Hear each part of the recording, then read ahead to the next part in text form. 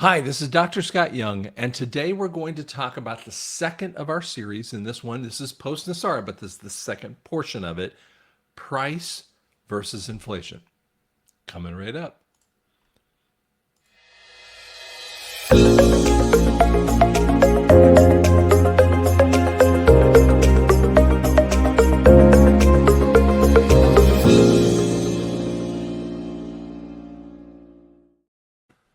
So we're going to do price versus inflation on this one here, okay? I know we talked about the other one first. We talked about inflation. You need to study that a little bit more. If you haven't seen the first one, go look at that one a little bit more, okay? It's something that I think you need to really invest in because you're hearing a lot of the lie. This is going to take time to break some of that lie with that too. Okay. I know that's irritating for you, but let me bring it up on the screen. We talked about this just a little. I'll bring this up here and we'll move over in the other areas. We talked about how over the years, TVs, computers have actually dropped in price, which is so fascinating, is because they became easier and more of an assembly line. Now you go, well, wait a second, that's only from 1997. I mean, have they really changed that much? Have they changed that much? Yeah, they've changed a ton. Now, clothing hasn't changed a lot over the years, but it's still, and it hasn't gone up as much as you think. It is going up in other ways. But cars, like I said before, up massively. That's why cars are never going to be exactly the same thing. If you talk about pricing, you're having a lot more technology in there. Cars will always kind of have a lot more value in some ways. Though there has to be a reduction of it. Don't get me wrong. Everything in here is going to reduce. Okay. But things like medical care, house energy, food, these are just ridiculous soft costs that have gone up too much comparatively with that too. And tuition and college are just out of line. And we talked about this one here that we have the difference between what healthcare prices are versus what the GDP deflector is. And that separator happens in 2009. What's 2009? That's Obamacare. That's what Hillary and Obama put together, 1,000-page documents. First time we ever had one, and they were all like, "What? Wait, we can't read a 1,000-page document." Well, guess what? Sucks to be you. You need to pass it anyway with that too. And then we started seeing healthcare that rose. Wait a second, healthcare is not supposed to rise with Obamacare. It's exactly what it was supposed to do. It was trying to get you so far out of line they had no choices with that too. And that's what they love doing. So it increased by 21% in only a 10-year period of time. That should never have occurred, right? That's a massive increase in pricing. Again, we talked a little bit about this one. Oops, sorry. Everything's on the screen's like kind of blanking on me. Okay. But from 2000 to 2020, 103% increase. Now, it does depend upon areas. This is talking about different areas, Flint, Michigan versus California, 240, right? So you see other places that have not increased necessarily because the area has decreased in an overall value. And that's also the way that they love this too. Now Saginaw, not even that much farther away, have decreased not as low, but you see everywhere. It doesn't matter where they are. Even in this is in Cleveland, Ohio. These are in the belts, and yet they're still increasing dramatically. Whereas other more slightly desirable places, Maine, Florida, on, have gone up much more dramatically. There still is going to be a price variance because people might want to live in different places versus that. Don't think that there's going to be a national standard on this kind of stuff. Okay. Now I'm going to show you another one. This one's actually real interesting. and it's something that I've thought about in many ways because I'm an audiologist and I deal with hearing aid costs. I think about cost of goods sold, COGS. And those are some of the more difficult things to look at. And we'll talk a little bit more specifically about it. But here's just interesting breakdown formula. Basically, what you're looking at is inventory, purchases, and ending inventory. Now, this is for people, this is for high volume type of places with low profit lines. So they've got to say, how much beginning inventory? 100 units. How many purchases? Obviously, that additional inventory that you're going to have. You start with 100 units, you're buying at 20 units per month. So you're looking at purchases, right? And then you're trying to look at your ending inventory over the month. And, did you go down a little bit because you're, eating into that inventory, right? So depends upon that time frame. Now you can do this over the lifespan of the company. You can do this over a year's time frame or a 5-year span. And normally there's different ways of looking at all that stuff. That affects some of the cost of goods sold. And that is from the manufacturers that are looking at that too. Now they're also looking at inventory, first in, first out, is an idea of, hey man, if we can get this thing out, that will also change that ratio. That will be a little bit better to get it out of there with that too. Versus last in and first out. Well, that's actually a lower cost with that too. Okay. So what you're trying to do is an average mechanism with that too. So it just kind of goes over some of the calculations, but see, it's much more complicated to do the cost of goods. Now there's a lot of inventory and points that we look at when you're trying to do this. Now the reason why there are other fields like high profit but low amount of people showing up in the door, right? Or flow, those are like hearing aids because they're also customized too. So those are other ways of looking at it that way, or glasses or other kinds of things like that. That's why medical costs, they like to keep it, a little bit more in the dark. It's funny because you can actually buy, as me, I can buy things, and if it has a medical background to it or a part to it, they'll actually charge a ton more. For instance, a UV light, an ultraviolet light, we utilize to cure, parts of hearing aids. If I buy that from the nail salon types, they'll charge almost nothing because you can use a UV light on nails. But if you use the UV light toward hearing aids, I'm going to have to pay like 5, 6, 7, 8, 10 times higher just for that same thing. But we're not trying to do anything different. And so smart people have to look through that kind of stuff with that. Okay. But whereas service pricing is very difficult for most people to look at. And so they come up with, and what they tend to do is they do what's called comps, or, what are other people actually pricing it for? This is the issue with housing. Okay. So comps really are a bad way of looking at it. Now, it does tell you need to be within a range of services, right? But then people overvalue themselves. And so it's a starting point to look at comps. But what the problem that happens inside of there is that they haven't looked at what their people in their working in there. So we're talking about, sorry, got off on there, is labor costs. So what your labor cost might be and your other fixed expenses will affect your ability to do services. And this is why businesses in the first couple of years die, because they undervalued their stuff. So they were making some level of profit, but not enough profit. Or they overvalued it and not enough people showed up for it.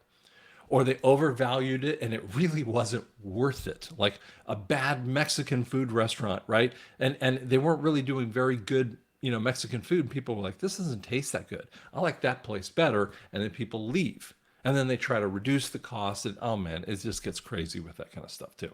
So those are some of the things that we look at. Okay, so we want to pull this off the screen here and kind of bring up another thing that we were talking about is value proposition. I know we got into this last time, but when you see buy one, get one free, it creates pricing. The whole thing is about price, right? And price is only there. Um, Price indicates value, and that's what people tend to say. Sales, and economists try to say. And the answer is, there are some people that all they're about is price. Now, frankly, in my industry, and when I look at what I try to do, I don't care about people who are just wanting the lowest price. Lowest price people are very, picky and pushy, and they have a very low value of you. That is actually in very opposite viewpoint from a value proposition. Value proposition people, businesses, will actually show you their value, increase their value, do things to up their value. For instance, we have a real estate agent named Shay Fight here in the Tulsa area. And Shay Fight is wonderful. This guy increases his value every single day in what he does. And Fite. Shay is Shea. So you can look him up in the Tulsa area. And this real estate agent is such a good guy. And what he does is increases his value by looking at the house and gives you a better understanding. He's always worth that kind of thing. And some people who are kind of flitty, real estate agents, they flit around and they create relationships. Well, the person that walks into the house, they can't value it very well. And they need someone that increases or decreases the house value because of their service with that too. So that's why hard and soft costs are so difficult to look at. And you cannot put them on the scale of that everything's going to drop down to 1950s pricing, because in 1950s the wages were lower, and with cost of goods, well, you have less cost of goods that were built into that particular that product. Whereas, for instance, computers, from when they first started to be built, that was very high price comparatively, and very few people wanted it, versus now it's mass produced, it's a lot cheaper to accomplish it, and many more people want it, which decreases the price of that. Now we're going to see a decrease of everything is going to go down. So that's the complexity of pricing. So that's why disbelieve people who try to tell you we're going to go about 1950s pricing. That's just a lie from the pit of hell. I want to talk about which prices come down. They are not related to services. I want you to think about things in the world that have been massively overpriced. Okay, we're going to see some of that stuff. We're going to talk a little bit about why I believe that they're going to be some of the first ones to go down with that too. And you could always come up with more, and I'm happy to listen to you talk about, well, what about this one? Well, and you say, and tell me, don't just ask what about, say why you think this particular product or service might go down. So leave that in the comments, by the way. Subscribe, like, but leave it in the comments and tell me this particular thing I think is going to go down in price by X amount, and this is why. Okay? Number one, insurances. Now, I'm including in insurances health insurance, car insurance, home insurances, disability insurance. Just keep going. Life insurance. Keep going on this one with that too. Now, life insurance might be one that I might put a little to the side, but one of the things that these people have done over the years is reduce the services to you. This is the corruption. I'm doing this in reverse order in a little bit, but this is the corruption, right? They go, well, if you died this way, there's life insurance policies that say if you died because of an act of God, we're not going to pay. There's even insurance policies, life insurance policies, that wouldn't pay because of COVID deaths. What? So they're looking at the death certificates to find out about that. That's just a horrible, horrible way of handling that. But see, do you know that while lots of people will complain about health insurance and all the corruption that happens in there, there's so much more, as much corruption that's going on for car places.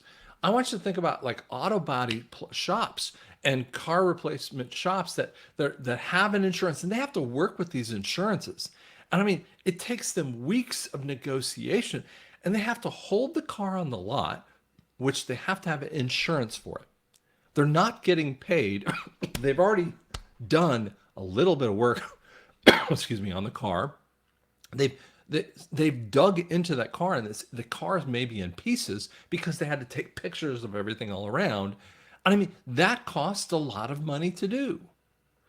And then, they have to like, now they have to put it back together, even if the person decides they're not going to pay for it or the insurance isn't going to pay for it. So they got to put that car back together and at least kind of tell them why. So there's a lot of stuff and they get so much guff over this kind of thing. And so one of the things we're going to see is the scams are going to affect all of this. And the scam of COVID has been an issue. Consumer confidence is going to go down so dramatically when you see what these massive insurances of all the health insurances, all these insurance companies, how they have scammed people, how they have crimes against humanity. You're going to see them go down so dramatically for all of these three reasons. And and that confidence is really going to mess with them. Another one, housing. Much of the housing has overpriced itself in the last 20 years. I showed you how they were down, or excuse me, how the levels of housing has gone up by 200%. I mean, that's crazy for the same exact house. Now, if we were talking about a house in 2004 versus a higher tech house in 2024 that was doing massively more, well, I might even go there with you. Car industry actually does more in from 2004 to 2024. When you look at the car, I mean, in 2004 we didn't have a lot of navigation in cars and other kind of things. We had tape players and CDs maybe, but now they're doing so many things with streaming and all kinds of other extra equipment all the way around, safety abilities and other things, that you can see the variance that will always be there. But houses aren't the same way. A same house in 2004 that might have been 15 years old at 2004 is massively overpriced in 2024, and they haven't really even updated the process, the product. Now, as it gets so massively overpriced and interest rates are rising to unbelievable numbers, 7 and 8% for, on average, $300,000, $400,000, $500,000 houses. That almost doubles the payment of the person. And so they're going, I can't do this. I can't do the rate. And so we're seeing as those prices go up and they look at their monthly payment, they're going, I just can't afford this. And second, and lastly, that we'll talk about this one, excuse me, is student fees. Now, I'm including some of the private schools because some of the fees they've gotten so just out of line that you're just not going to like it. And so we see some of the wokeness and some of the federal funding that happens in there. And so we're talking about secondary education. And we even see it in these other real specialized, high private secondary schools, primary schools kind of thing. That they're going to, when you see the woke policies and the other things that happen around it, and then you see the agenda behind it, people are going to go, screw you, we're not doing this.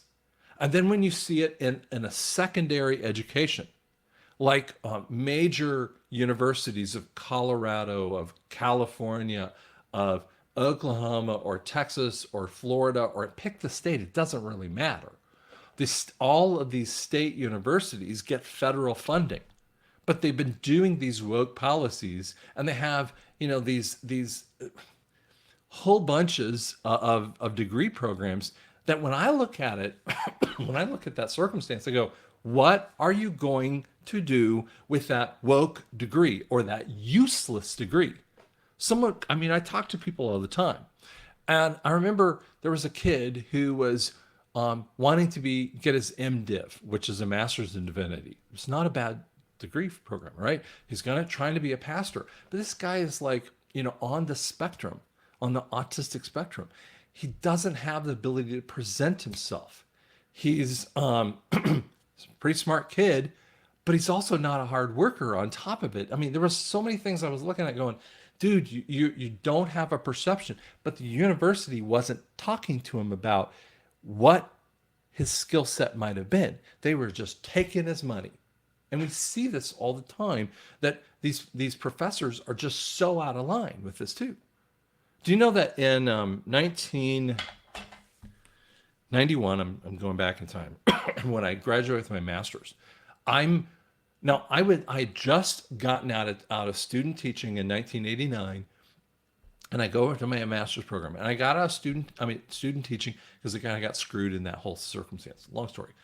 And the average salary when you get out of college, in that time frame in '89 was 18 to 23,000, kind of in that range. That's just what the teaching degrees might have been. For starting salaries. Now, you can find it different places. I mean, you can argue with me on that number, but that's what I had perceived, right? Now, when I'm in grad school, I'm late in grad school, and I'm about ready to go to University Hospital in Denver. And so that's my internship. It's a 3-month internship. And you do this 9-month residency afterward. Now, you get paid for the residency, but you don't get paid for the internship. Okay, long story. Until you're fully licensed after that 9-month residency, right? So I remember talking to one professor named Jenny. Just wonderful. I loved her. But I was like, and I was talking to her about potential jobs. And so she was sharing with potential jobs of all the kids, right? And we're there, and we're, 23, 24, 25, whatever. And she was like, this is a really good paying job. I'm like, what is it? It's $22,000. Because I started at like $17,000 and moved my way up to, $24,000 before I came to work for the university. I'm like, Jenny, like $22,000, like this crap. I mean, in comparison, because I mean, in teaching, I was going to get 18 to 20 something. And she was like, and then she told her little story about, what she made at this one ear, nose, and throat professional. And I'm like, I don't care. I couldn't listen to her because she had a really depressed viewpoint of that monetary issue, right? So this is kind of the stuff. And when you start to see that level of the corruption and the federal funding and all the other stuff that they do, what Trump has even mentioned is that when he is fully recognized back in office, that doesn't mean an election, but fully recognized in office, post-EBS, he's not going to fund these universities that act woke. You want to do your little thing? Go ahead. You may do it, but you don't get federal funding for your principles and ideologies that are not part of the constitutional thing. If you want to go and talk about writing, reading, arithmetic, the R's. You want to go through those kinds of things, and you want to do better on engineering skills or whatever, or nursing skills or whatever that might be. Great. But you want to do the gender studies and the other soft whatever science points that are really not sciences or just thought processes. Great. But you got to do it with private funding. Guess what's going to happen to them? They're going to wipe them out in seconds. And then the pricing is going to come down because, again, consumer confidence will play a role. Hope that gave you some help out there. I cannot tell you what the number is. I think that these first 3, the insurances, the housing, and the student loan the student stuff, is probably going to go down pretty dramatically over the first 6 months after NESARA. I would say that little harder costs, like those that have cost of goods sold, will take longer because you've also got to worry about inventory that they already have involved. You have to look at how much it takes to produce that particular product, like a car. Okay, but used cars might go on a lot lower level with that too, which that's exactly what it should be. By the way, today, I mean, some of these used cars are almost the same price as a new car. Like, wait a second, that's a used car, right? It's already been produced. All you're doing is you should be a very significant price drop in a used car. So this kind of stuff is going to change, and we're going to see all of the systems go through a flushing. So it's going to be good, guys. It's going to be good, and it's going to help every single person. Stop telling yourself that you're not going to be given, any help in this way. Stop with that kind of idea. I want to share with you lastly, I'm going to bring this up here a second ago. I was doing this before, but I want to share with you lastly the things that you can do on my website with that too. So I'm going to bring it up on the screen.